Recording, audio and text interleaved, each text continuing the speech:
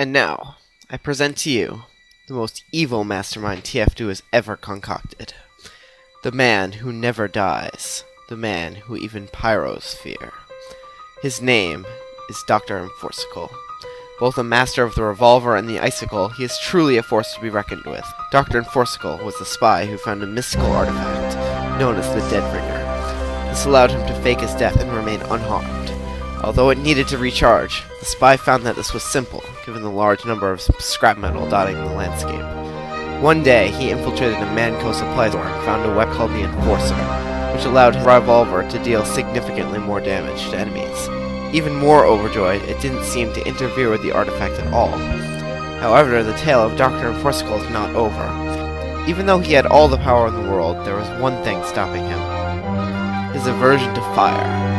However, one cold Christmas morning, he discovered in the Coal Town caves a magic icicle, one that would allow him to survive fire damage at a small price. The icicle would melt whenever it was used, but it would generate shortly after.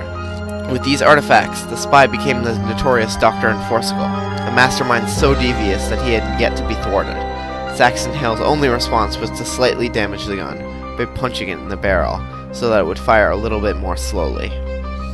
Dr. Enforcicle's tale is a tale of how weapons that would otherwise be fine work together in a magical way that we like to call broken. The first piece of the combo, the Dead Ringer, was released early on in Tf2's history, and while its power is debatable, it's most definitely a side grade to the Viswatch, seeing as you can't cloak without first being damaged. However, the broken part started when people decided to use this weapon with the Enforcer, which did additional damage without a cost of some sort. The -1 second time to cloak didn't affect the Dead Ringer's fane at all. Thus, a lot of spies adopted the Dr. Enforcicle playstyle simply because it was better. The pre-nerf Enforcer did up to 72 damage at close range, with a whopping 144 damage critical hit. This allowed spies to two-shot like classes, oftentimes before they could react. Couple this with the Dead Ringer making the spy nigh impossible to kill, and you have a powerful combat class. However powerful it was at first, it was still counterable by pyros. The release of the Spicicle in the 2011 fixed that. With the Spicicle, the spy can negate any fire damage, again, at a minute cost. By the time you need it, your knife would return for stabbing, and even if you didn't, your powerful gun was always ready for killing regardless. You can imagine how this would be aggravating for players.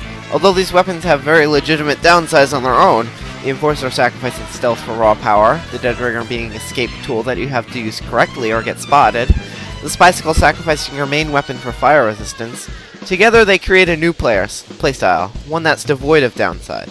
The Enforcer's cloak time increase doesn't affect the Dead Ringer. The Dead Ringer on a combat class becomes a cheap tool that sets up ambushes and finishers. And the Spicicle's downside is non-existent, seeing as you'll be using a revolver to kill things anyway.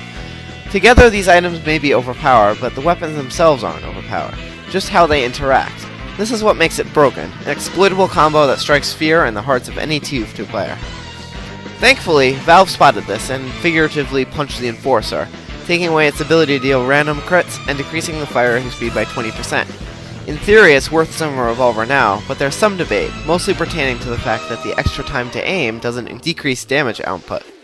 The footage from this video is post-nerf, so make of that what you will. Is it perhaps still broken? Maybe a little. Do the weapons still work together in an insanely synergistic way? Yes. Will Dr. Enforcicle live on? I'm banking on most certainly. Thanks for watching this episode of Tf2 Talks.